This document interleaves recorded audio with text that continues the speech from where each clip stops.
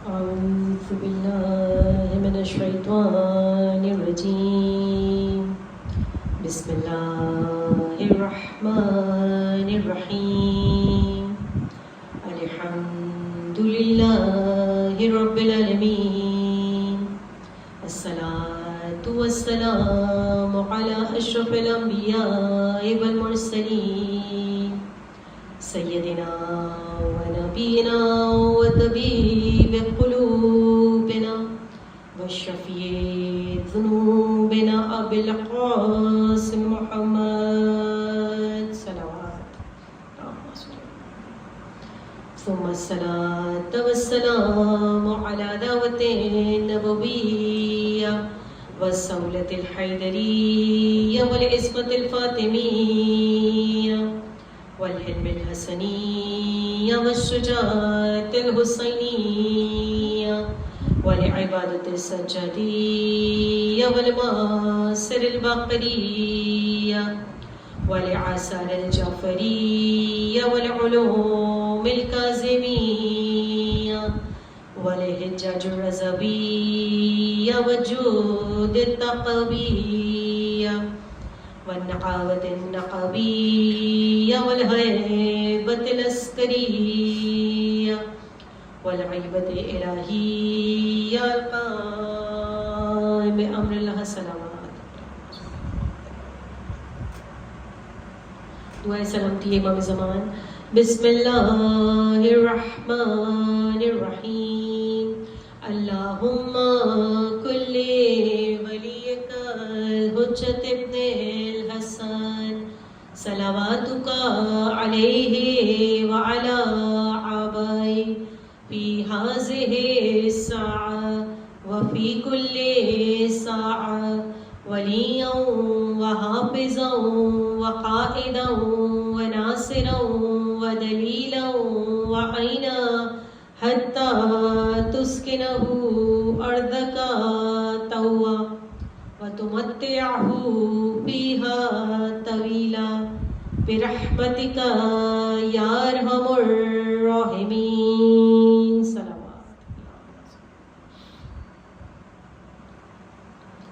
بسم اللہ الرحمن الرحیم.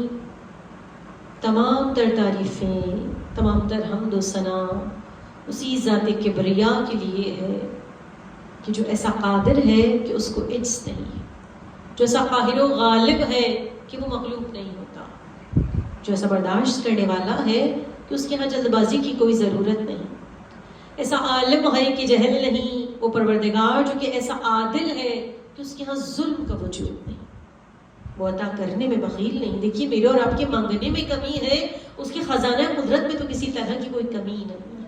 ہمیں مانگنے کا طریقہ اور سلیقہ نہیں ہے. اس پروردگار عالم کی خزانہ قدرت میں کمی نہیں ہے. وہ تو کن فیکون کا مالک ہے. ہزار شکر اس ذات واجب کا کہ اس نے ہمیں اس فرش عزا پر لا کر بٹھا دیا. یہ فرش عزا وہ فرش ہے جہاں اس یقین کامل کے ساتھ آتے ہیں فرش عزا پر اپنے قلب کی کثافتوں کو ختم کر کے آئے. اس فرش عزا پر معصومین کا فرش ہے.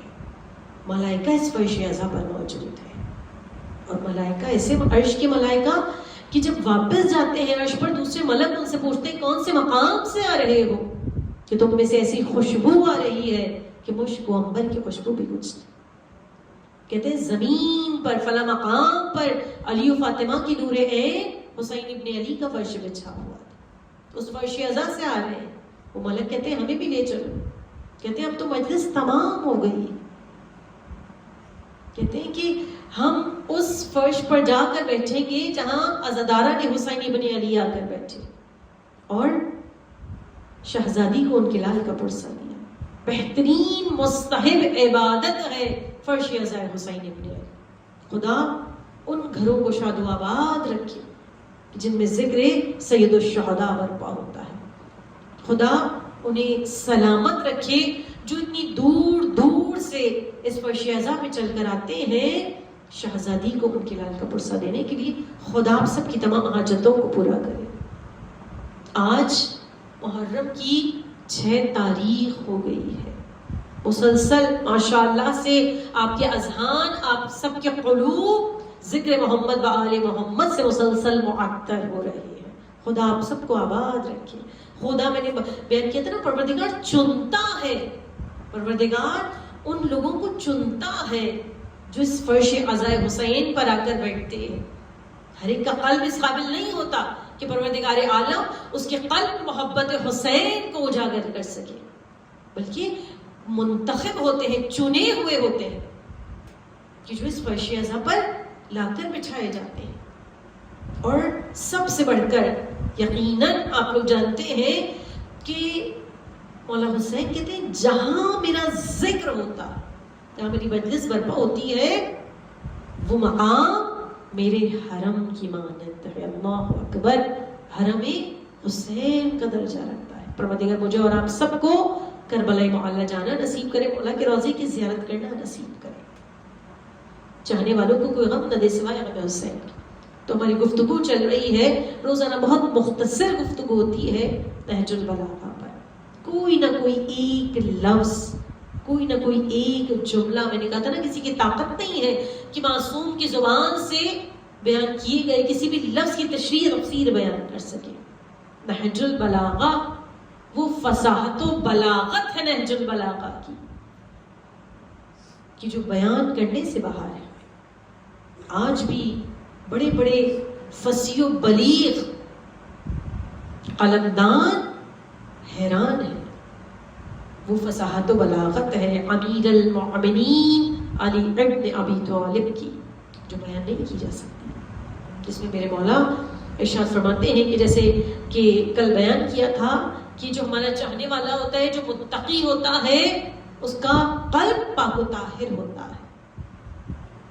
کیونکہ ہم ان کے چاہنے والے ہیں کہ دشمن بھی کیا ہوا تھا مباہلہ میں، یہی کہا تھا نا کہ ایسے چہرے دیکھ رہا ہوں، ایسے طاہر اور سچے چہرے ہیں، ایسے پاکیزہ ہستیاں ہیں کہ اگر پہاڑ کو اشارہ کر دے تو پہاڑ اپنی جگہ سے ہٹ جائے. تو مولا کہتے ہیں چاہنے والے بھی اتنے ہی سچے ہوتے ہیں، چاہنے والے بھی اتنے پاک و پاکیزہ ہوتے ہیں، ان کا قلب کثافتوں سے دور ہوتا.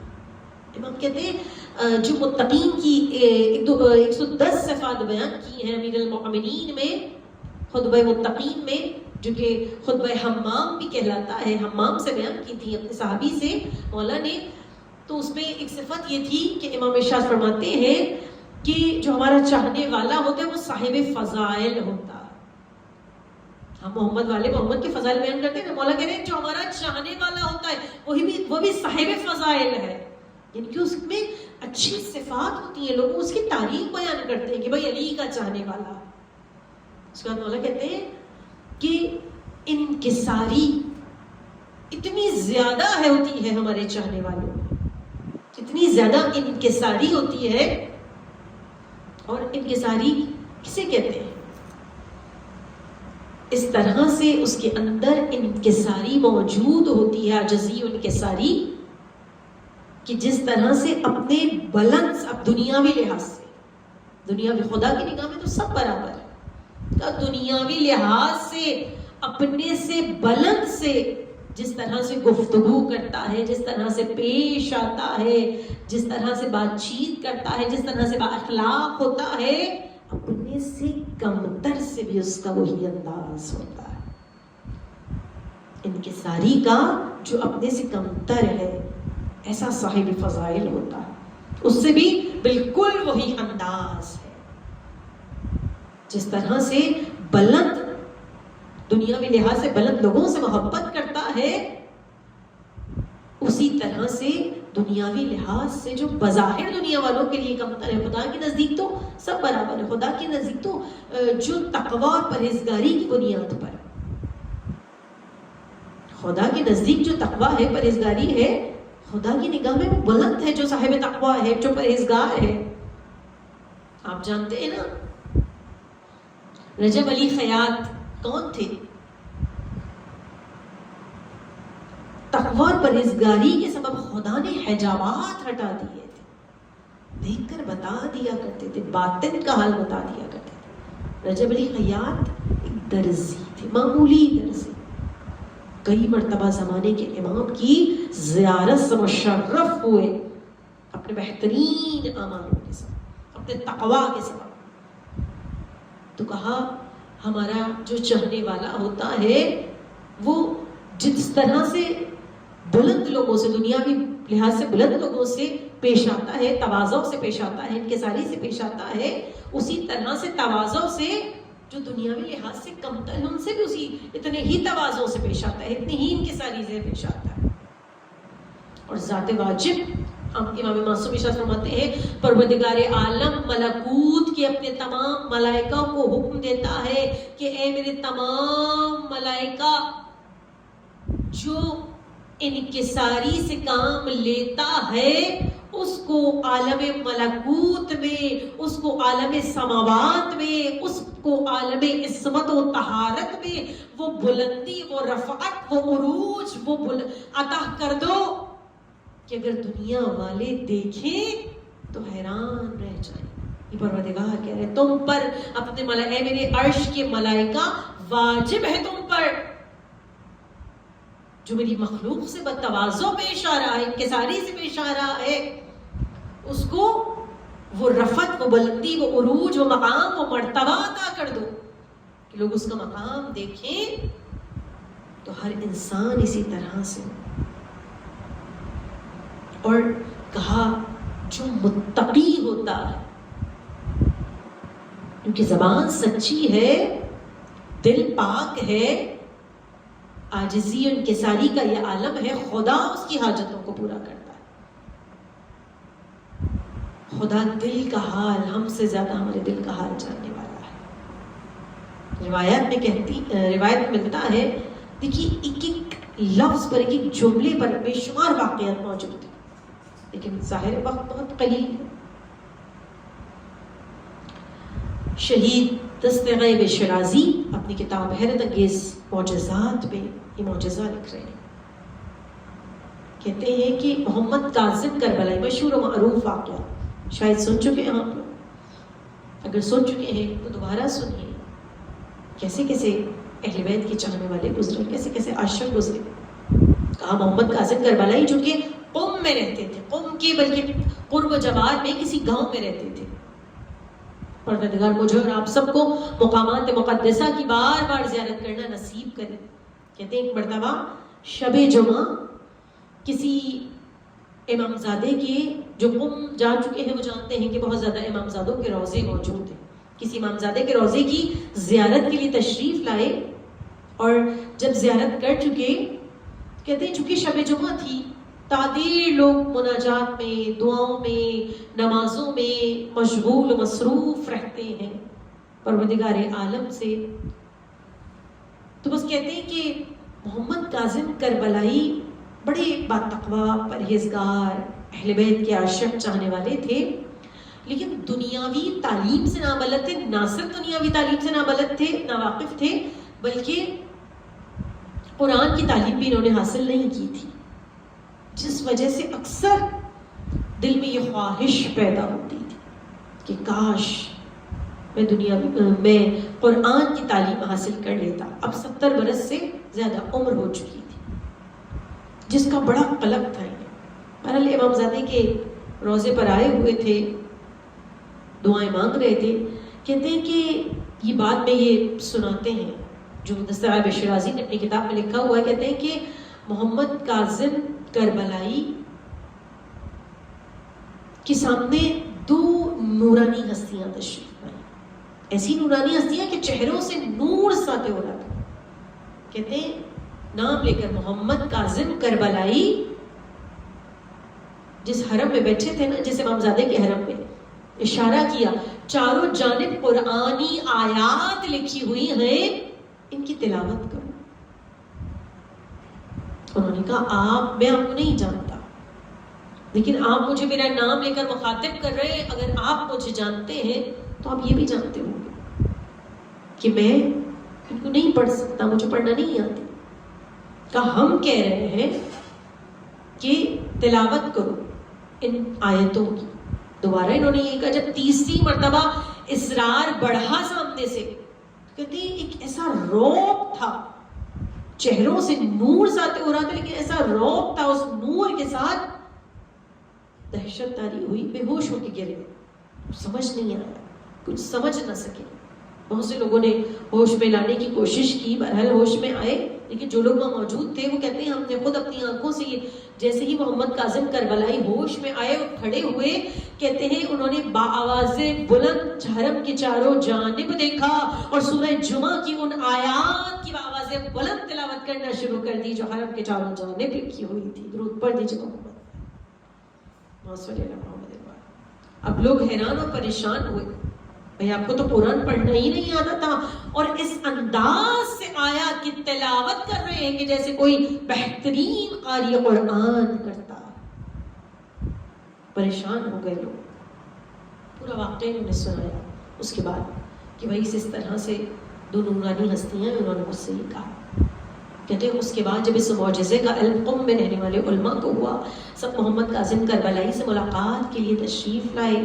نہ صرف قم بلکہ اور دور دراز تک یہ شہرت پھیلی تو نجف سے آنے والے علماء اور بہت سارے علماء ان سے ملاقات کے لیے تشریف لائے. کہتے ہیں کہ جس طرح سے ہم سورہ الحمد سے والناس تک روانی سے قرآن پڑھتے ہیں، اسی طرح سے محمد کاظم کربلائی والناس سے لے کے الحمد تک پورا الٹا قرآن بھی اسی روانی سے پڑھا کرتے تھے. اور کہتے ہیں کہ بہت سے علماء نے ان کا امتحان لیا. دستغیب شیرازی کہتے ہیں بہت سے علماء نے ان کا امتحان لیا اور ان کے سامنے جب قرآن کو کھولتے تھے، وہ سامنے بیٹھے ہوئے ہوتے تھے اور جیسے ہی علماء تلاوت شروع کرتے تھے فوراً بتا دیتے تھے کہ کون سی سورہ کی کون سی آیت کی تلاوت ہو رہی ہے. اللہ اکبر. خدا نے اس طرح سے نواز دیا تھا کیونکہ عاشق تھے بہت اہل بیت اطہار کی. عاجزی و انکساری کا یہ عالم تھا، دل شفاف تھا، پاک و طاہر تھا. اور بلکہ کہتے ہیں کہ ایک مرتبہ ان کو نہج البلاغہ دی گئی کیونکہ نہج البلاغہ اور قرآن کا انداز بیان بہت مشابہ ہے. تو کہتے ہیں کہ جیسے ان کو نہج البلاغہ دی گئی اور کہا کہ آپ اس کو پڑھیے، کہا نہیں یہ کلام الہی نہیں ہے بلکہ یہ کلام بشر ہے. جب علماء نے کہا آپ کو کیسے پتہ چل جاتا ہے، آپ نے تو نہ دنیاوی تعلیم حاصل کی ہے نہ دینی تعلیم، مطلب نہ ہی قرآن پڑھا ہے. کہتے ہیں کہ جو قرآن کے الفاظ، جو کلام الہی کے الفاظ ہیں، وہ میرے سامنے نور بن کر چمکنا شروع ہو جاتے ہیں اور مجھے پتہ چل جاتا ہے کہ کسی بشر کا کلام نہیں ہے بلکہ خالق کا کلام ہے. اب درود پڑھ دیجیے محمد و آل محمد صلی اللہ محمد و آل محمد. تو جو اہل بیت کا دوست بن جاتا ہے، جو واقعاً گناہوں سے دور ہوتا ہے، خدا اس کو اس دنیا میں بھی عزت، رفعت، کمال، بلندی عطا کرتا ہے اور اس دنیا میں تو کرتا ہی ہے. تو ہم اپنے آپ پر غور کریں. مومن کا ہر آنے والا دن گزر جانے والے دن سے بہتر ہونا چاہیے.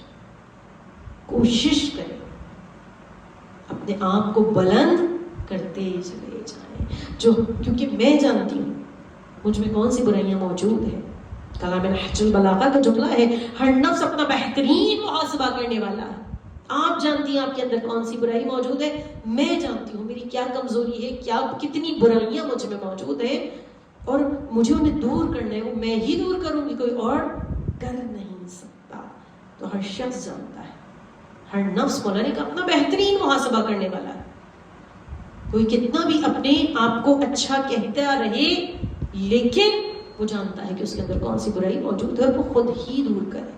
پروردگار ہمیں توفیق عطا کرے کہ ہم واقعاً ایک مومن کہلانے کے حقدار ہیں، واقعاً مولا کے چاہنے والے کہلانے کے حقدار ہیں. بے شک اس فرش عزا پر آ کر بیٹھتے ہیں اور جو دعا کرتے ہیں اس یقین کامل کے ساتھ خدا ہماری حاجتوں کو پورا کرتا ہے، ہماری دعاؤں کو مستجاب کرتا ہے. اس فرش عزا پر بیٹھ کر دعا کیا کریں. شہزادی ہماری گودیوں میں غلامان شبیر اور شبر پل رہے ہیں. ہمیں اپنے بچوں کی بہترین انداز سے پرورش کرنے کی توفیق عطا فرمائے. ہم اس دنیا سے جائیں ہمارا ایمان سلامت رہے، ہمارے بچوں کا ایمان سلامت رہے۔ حضرت زہرا کہتی ہیں ایمان کی سلامتی کی ضرور، امام صادق کے جملے، ایمان کی سلامتی کی ضرور دعا مانگا کرو، کبھی نعمت آنے کے بعد چلی بھی جایا کرتی ہے، اللہ نہ کرے، اللہ نہ کرے، پروردگار ایمان سلامت رہے، اس دنیا سے جائیں تو با ایمان جائیں۔ آج ایک باب الحوائج کا پرسہ، کربلا کا سب سے چھوٹا شہید کہ جس کا نام علی اصغر ہے۔ علی اصغر باب الحوائج ہے۔ مولا منفضل عباس علمدار باب الحوائج ہے۔ ساتویں امام موسیٰ کاظم علیہ السلام باب الحوائج، بالکل اسی طرح سے یہ 6 مہینے کا صغیر باب الحوائج، ام رباب کا یہ لال باب الحوائج۔ آج 6 محرم، آج ہر جگہ ام رباب کے 6 ماہے کا پرسہ دیا جا رہا۔ آج جہاں عزاخانے سجتے ہیں وہاں جھولے سجائے جاتے ہیں، علی اصغر کے نام کے جھولے برآمد ہوتے ہیں، لوگ شہزادے کے اس جھولے کو پکڑ کر دعائیں مانگتے ہیں باب الحوائج کے صدقے میں، ام رباب کے لال کے صدقے میں، اور خدا ان کی حاجتوں کو پورا کرتا ہے۔ اولاد والی مائیں بیٹھی ہیں، پروردگار عالم سے دعا کرتی ہوں، پروردگار خدا جو بے اولاد ہے انہیں صاحب اولاد کر دے اس شہزادے کے صدقے میں، اور جو صاحب اولاد ہے ہم سب کی اولاد کو خدا صحت، تندرستی، زندگی عطا کرنے کا صالح بنا دے اس شہزادے کے صدقے میں۔ آج اس فرش عزا پر ام رباب آئی ہوئی ہیں پرسہ لینے کے لیے، اس علی اصغر کا پرسہ۔ کہتی ہوں یہ وہ بی بی ہے جو ایک مرتبہ کربلا میں اجڑی اور ایک مرتبہ شام میں اجڑی، جس کی گود بھی اجڑ گئی، کوکھ بھی اجڑ گئی، مانگ بھی اجڑ گئی۔ ام رباب وہ بی بی ہے، یہ وہ شہزادی ہے۔ خدا آپ سب کے بچوں کو، ہم سب کے بچوں کو سلامت رکھے، صحت و زندگی عطا کرے، جو علی اصغر کے جھولے کی جلی ہوئی لکڑیاں، جس کے چادر کے پلو میں بندھی رہتی تھی سکینہ کی بالیاں، اور علی اصغر کے جھولے کی جلی ہوئی لکڑیاں، یہ وہ ماں ہے۔ کبھی سائے میں نہ بیٹھی، کبھی ٹھنڈا پانی نہیں پیا، جب تک زندہ رہی سائے میں نہیں بیٹھوں گی، ٹھنڈا پانی نہیں پیوں گی۔ بس بی بی اس ماں کو پرسہ دینا ہے، وہ ام رباب جو ایک اولاد والی مائیں بیٹھی ہوئی ہیں نا، ایک ایک بی بی کے چہرے کی جانب دیکھ رہی ہے۔ آج ہی میرے علی اصغر کو رونے کے لیے بی بی آئی ہے، میرا وہ شہزادہ، میرا وہ بیٹا، میرا وہ بچہ علی اصغر، کہ جس کو کربلا کے میدان میں 3 دن کا بھوکا پیاسا شہید کر دیا گیا۔ ایک ایک بی بی کے چہرے کی جانب ام رباب دیکھ رہی ہے، اور جو بیویاں تڑپ تڑپ کر اس شہزادے کا پرسہ دیتی ہے، رباب دعائیں دیتی ہے، خدا تمہارے بچوں کو سلامت رکھے میرے اس شہزادے کے صدقے میں۔ بس بیویوں، جب حسین نے صدا استغاثہ بلند کی ہے نا، حل من ناصر ینصرنا، حل من مغیث یغیثنا، ہے کو جو حسین کی مدد کے لیے آئے۔ روایات میں ملتا ہے ام رباب کے خیمے سے رونے کی صدا بلند ہوئی، امام قریب گئے، ایک رباب شعور کیسا ہے؟ آقا جیسے ہی آپ نے صدا استغاثہ بلند کی ہے نا، علی اصغر نے اپنے آپ کو جھولے سے گرا دیا، جیسے کہہ رہے ہو بابا ارے میرا بھیا علی اکبر تو چلا گیا، اے بابا میرا بھائی قاسم تو چلا گیا، اے بابا میرے چچا عباس تو چلے گئے، لیکن میں موجود ہوں۔ بس بیویوں، امام نے کہا رباب لاؤ علی اصغر کو مجھے تو شاید میں اس کو تھوڑا سا پانی پلا کر لے آؤں۔ بس ایک مرتبہ جیسے ہی ماں نے امام کی گود میں علی اصغر کو دیا ہے، اولاد والی مائیں بیٹھی ہوئی ہیں، خدا آپ کے بچوں کو سلامت رکھے، علی اصغر نے حسرت سے ماں کو دیکھا اور ماں نے علی اصغر کے چہرے پر نگاہ کی جیسے کہہ رہے ہو اماں خدا حافظ، اے اماں ملاقات نہ ہوگی۔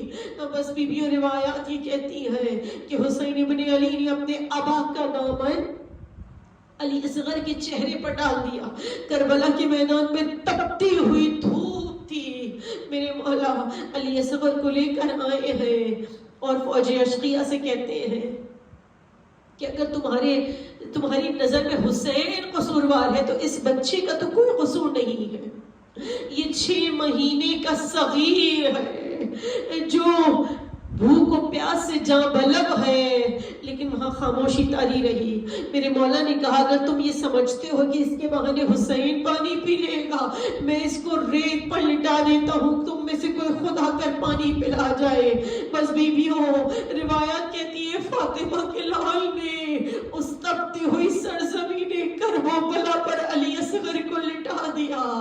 ارے وہ تپتی ہوئی ریت کی گرمائش علی اصغر کو پہنچی، بچے نے ایک انگڑائی لی، کسی نے پانی نہیں پلایا۔ حسین کہتے ہیں اے علی اصغر تم اپنی سوکھی ہوئی زبان انہیں دکھا دو۔ جیسے ہی علی اصغر نے سوکھی ہوئی زبان دکھائی، روایات یہ کہتی ہیں فوج اشقیہ میں ایک ہلچل مچ گئی، لوگ میں منہ پھیر پھیر کر رونے لگے۔ حسین نے علی اصغر کو اپنی آغوش میں لے لیا، کسی نے پانی نہیں پلایا۔ بس عمر ساتھ سمجھا اب ہم جیتی ہوئی جنگ ہارنے والے ہیں چشمہ کی وجہ سے۔ کہا حرملہ حسین کے کلام کو قطع کر دے۔ بس اس جملے کا سنا، حرملہ نے تیر کو چلے کمان میں جوڑا، وہ تیر گر گیا، دوبارہ جوڑا دوبارہ گرا، تیسری مرتبہ پھر یہی ہوا۔ ایک مرتبہ عمر سعد کہتا ہے حرملہ تو سب سے بہترین تیر انداز ہے، پھر کیا ہوا تیرا نشانہ؟ بس ایک مرتبہ حرملہ کہتا ہے جیسے ہی تیر کو چلے کمان میں جوڑتا ہوں ایک خیمے کا پردہ ہٹتا ہے اور ایک بے قرار ماں کہتی ہے اے حرملہ تیرا تیر بہت وزنی ہے، میرے اصغر کی گردن بہت ننھی سی ہے، ارے میرے بچے پر رحم کرے۔ حرملہ کا تیر چلا، گلو علی اصغر کو چھیدتا ہوا بازوئے حسین میں پیوست ہو گیا۔ علامہ مقدسی کہتے ہیں ارے مسلمانوں نے اتنے معصوم بچے کو شہید کیا، اتنے معصوم بچے کو شہید کیا جو یہ نہیں جانتا تھا کہ تیر کھا کر رویا جاتا یا ہنسا جاتا ہے۔ حسین تیر کو نکالنا چاہتے ہیں کہ اس کے ساتھ ساتھ علی اکبر کا لاشا بھی کھچا چلا آتا ہے، ننھی سی معصوم سی گردن ہے، معصوم سا بچہ۔ میرے مولا کہتے ہیں علی اصغر اپنے بابا کا امتحان نہ لو، ابھی ابھی علی اکبر کے کلیجے سے برچھی کا پھل نکال کر آ رہا ہوں۔ بس بیویوں وہ تیر سے شاہبہ امام زمانہ زیارت ناہیہ میں کہتے ہیں میرا سلام ہو کربلا کے اس صغیر پر، اس کم سن پر، ارے جس کا تالو تک شہید کر دیا گیا۔ بس بیویوں روایات یہ کہتی ہے کہ حسین ابن علی اصغر کو لے کر چلے ہیں۔ میں اور آپ عاشور کے دن اعمال کرتے ہیں نا، 7 مرتبہ آگے بڑھتے ہیں، 7 مرتبہ پیچھے ہٹتے ہیں، پھر آگے بڑھتے ہیں، پھر پیچھے ہٹتے ہیں۔ میرا اور آپ کا مولا حسین رباب کے خیمے کے باہر آئے، آگے بڑھے، پھر پیچھے ہٹے، رضن بقضائہ تسلیما لامرہ، انا للہ و انا الیہ راجعون۔ 7 مرتبہ آگے بڑھے، 7 مرتبہ پیچھے ہٹے۔ حسین بے شک حجت خدا تھے، بے شک امام وقت تھے، لیکن سینے میں ایک باپ کا دل بھی موجود تھا۔ رباب خیمے سے باہر آئی، آقا کیا میرے بچے کو پانی پلا کر لے آئے ہیں؟ حسین نے کہا رباب میں کون ہوں؟ کہا آپ میرے امام وقت ہیں، آپ میرے حجت خدا ہیں، اے امی رباب جو میں کہوں گا وہ مانو گی۔ رباب خاموش ہو گئی۔ حسین نے ابا کا دامن ہٹایا۔ اے اولاد والی ماں نے دیکھا تو کیا منظر دیکھا، بس وقت ایک جملہ کہا، رباب رباب نہ رہی، چہرہ کندن ہو گیا۔ اے علی اصغر، کیا تیرا قاتل صاحب اولاد نہ تھا؟ ارے کیا تو جیسے بھی نہر کیے جاتے ہیں؟ بس بیویوں آخری جملے بیان کر رہی ہوں، خدا آپ کی حاجتوں کو پورا کرے۔ آپ میں سے جو بیویاں گریہ کر رہی ہیں باب الحوائج کے صدقے میں، خدا ان کی تمام حاجتوں کو پورا کرے، اس فرش ازا سے کوئی نامراد نہ جائے۔ آخری 2 جملے بیان کروں گی۔ ارے حسین نے ابھی تک جتنے شہداء کو حسین لا رہے تھے کسی کو دفنایا نہیں تھا۔ علی اصغر کا ننھا سا لاشا اس ٹوٹی ہوئی ذوالفقار سے قبر کھود کر دفنا دیا۔ جب عصر عاشور کے بعد لاشوں کی پامالی ہوگی، ننھا سا لاشوں پامال نہ ہو۔ دیکھیں ارے وہ قیامت کا وقت آیا، شام غریبہ نمودار ہوئی، غریبوں کی شام، وہ قیامت کا وقت۔ ارے ایک ملعون گھوڑے پہ سوار ہوا، ایک سر کم تھا نا، ایک ملعون گھوڑے پہ سوار ہوا، گنج شہیدہ کی زمین پر جگہ جگہ نیزے کو گاڑا۔ ارے ایک ماں قنا جلی ہوئی قناع سے یہ منظر دیکھ رہی تھی، قیامت کا۔